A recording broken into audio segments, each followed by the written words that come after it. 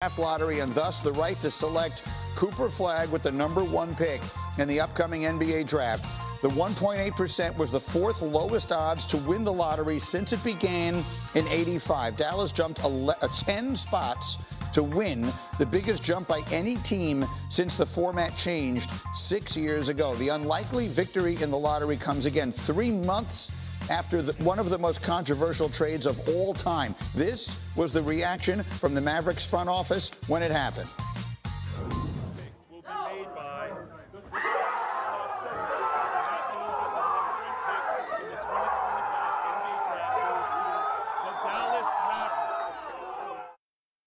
Okay.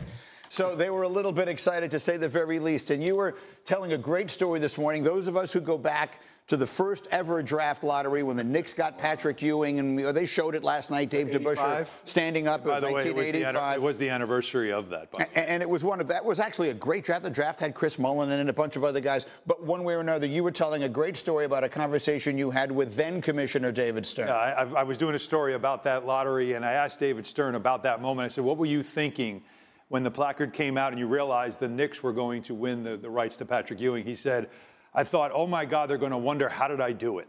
And, because that's been the conspiracy ever since. The frozen envelope, all the different conspiracies that have come out, but it's just like they wanted him there. And when you consider the story in Dallas and everything that went on, from the Luka trade to the fan, not impossible on 1.8%, improbable. Yeah.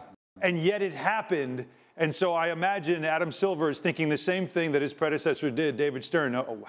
They're going to wonder, how did I do it? Yes, because there wasn't Twitter in 1985. Last night, it didn't take very long for those conversations to begin. And I will tell a funny story. Yesterday in our production meeting, so 6 a.m. yesterday morning, Jay Williams pitches the idea, let's talk about what might happen if Dallas wins the lottery tonight. And I said, oh, stop it. We're not, I don't want to get into that. They have 1.8%. I don't even know this. Why would we waste the audience's time talking about something that absolutely cannot happen? And of course, it did. Now, I know it's going to be controversial, but if I'm Nico Harrison, I'm trading the pick. Like, look, there's something. He just got back in a good grace. I hear you.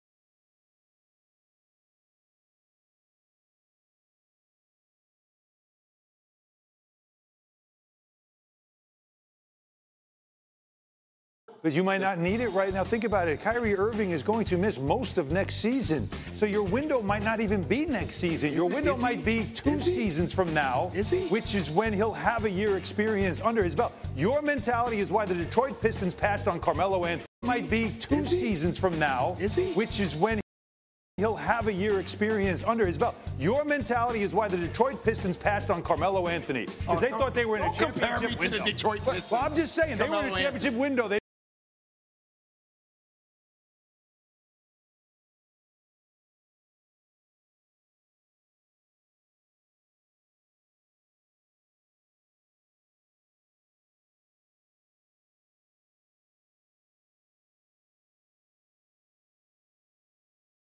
didn't think that was the right kind of fit. They wanted to get a big man. How'd that work I mean, out? Cleveland got Andrew Wiggins, and then they got Kevin Love, and they won a And championship. they definitely won a championship, and they had a 1.7% chance of winning the lottery. Okay. And they got Wow, it. UD's bringing stats. I mean, I'm just saying. Never mind, Hembo.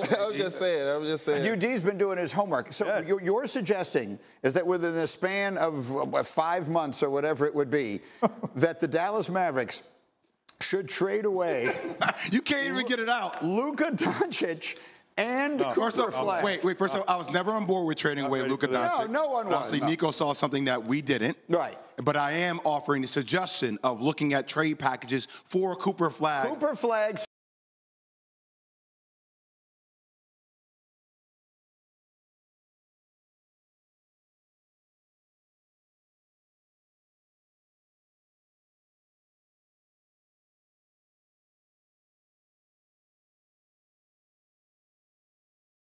Going to be our guy for the next.